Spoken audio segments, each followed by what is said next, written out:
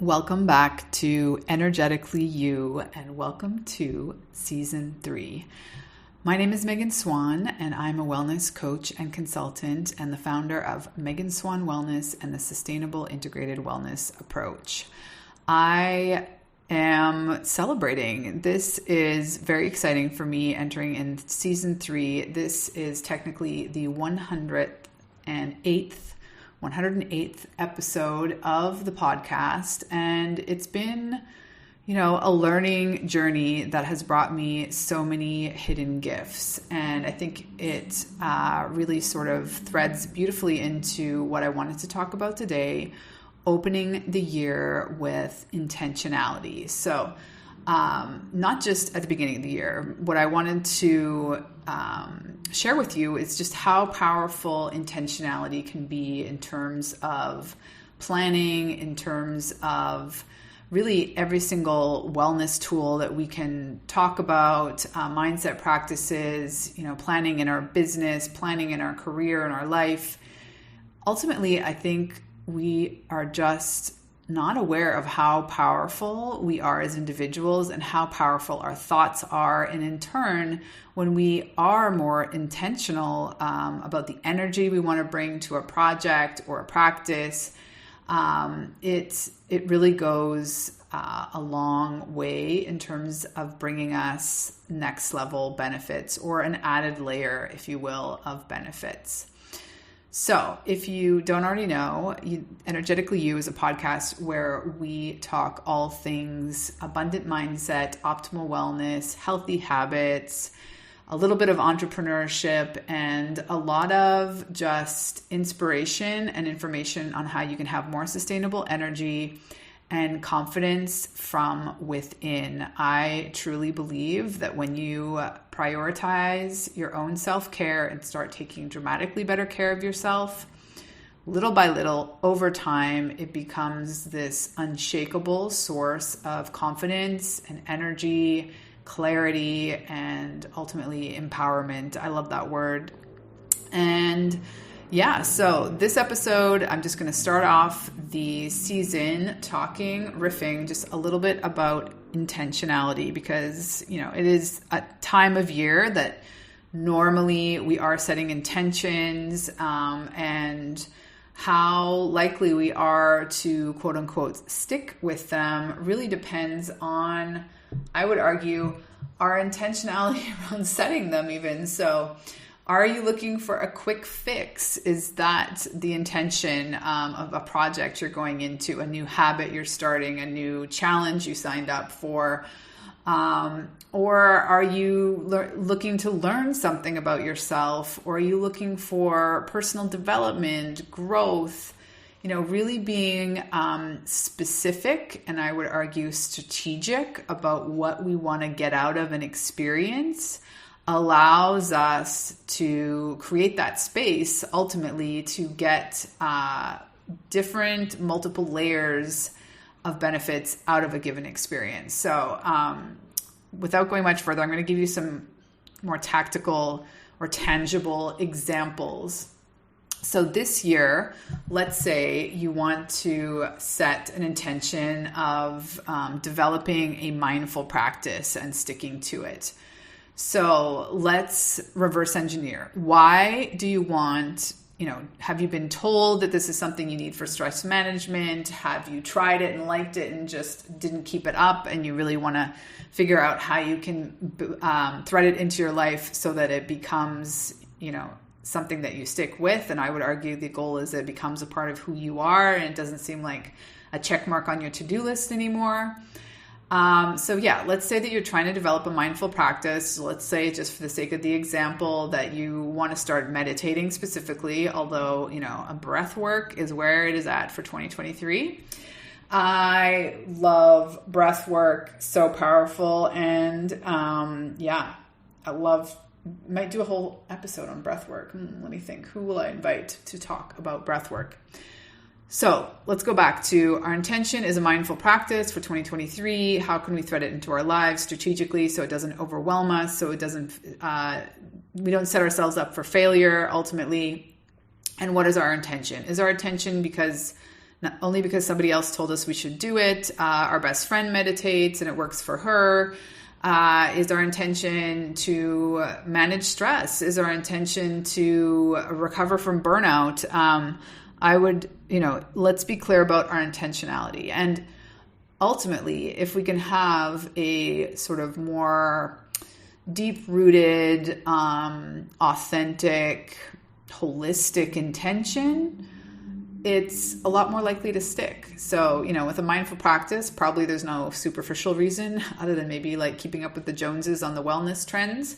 But let's say that, you only want to start a a meditation practice because somebody told you that, it's going to change your life. A, it might, but B, maybe setting a different, more authentic intention around that might set you up better for getting traction on this. And also, sidebar, all wellness practices require a little bit of trial and error, and understanding that not all wellness practices are for everyone. There is no one size fits all wellness. So if you try meditation and it doesn't stick and it doesn't work, you haven't failed. There's no failure in the wellness. It's simply not the wellness practice that is meant for you. So just being open-minded that, you can try it and decide that it's not for you. And that doesn't, it's not a reflection in any way, positive or negative, on you. So, but going back, for me personally, meditation has brought me more patience with my kids, more clarity, more clarity makes it easier for me to be more intentional throughout my day. Not only in like what I'm specifically working on, why I'm working on that, how do I want to feel and show up while I'm doing that thing, or, being interviewed or writing the blog post, or being present for a one-on-one client. Well, my intention ultimately boils down to my mission, which is to empower more humans through optimal wellness. So anytime that I'm operating from a place work specifically, and it's not really coming from that, it's coming because, I'm comparing myself to some other individual that's getting different results, or, has better branding, or, all the things, or, has already published multiple books and I'm still looking to publish, I've self-published 2 books, but like Real McCoy published my first.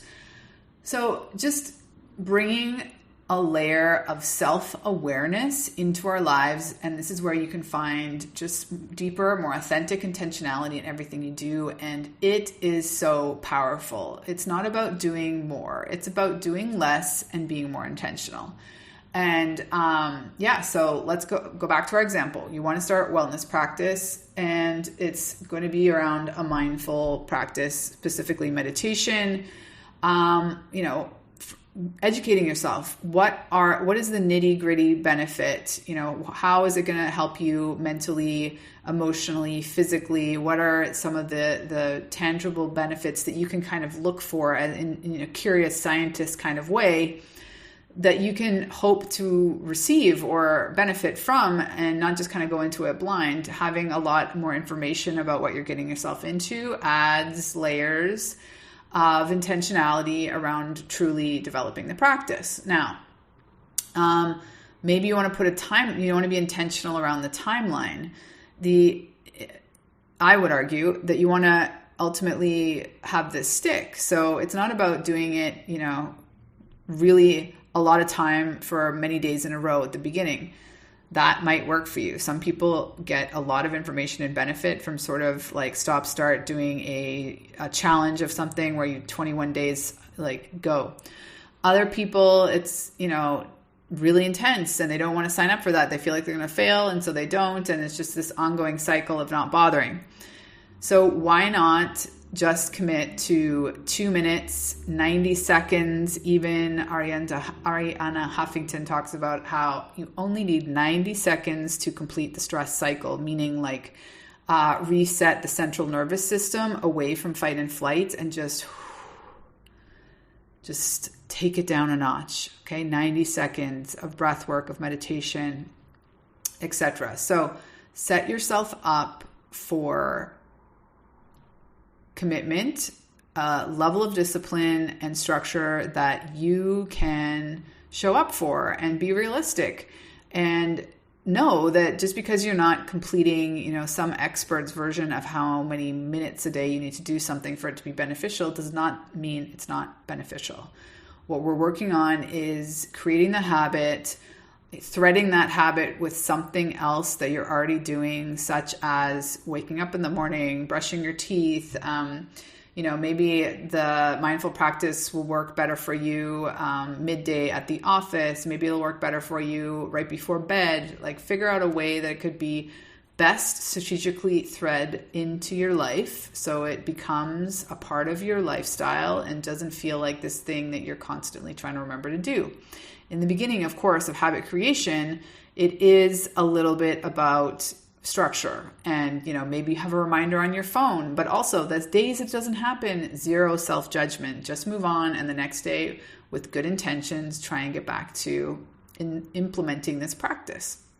So I would argue some great intentionality around developing a mindful practice in 2023 could be, deeper presence in my everyday life, extending my ability to respond instead of react, having more patience for myself and my family, maybe my coworkers, long-term longevity, mental health, so I think having some micro close term or short term and then macro long-term perspective and goals in terms of your intentionality can really be beneficial, not just the immediate, or, maybe you're a person that just likes to focus on one intention, and that can be extremely powerful as well. So I will leave you with that. I am an open book. Anytime you want support about anything that I talk about on the podcast, just slide into my DMs, either on LinkedIn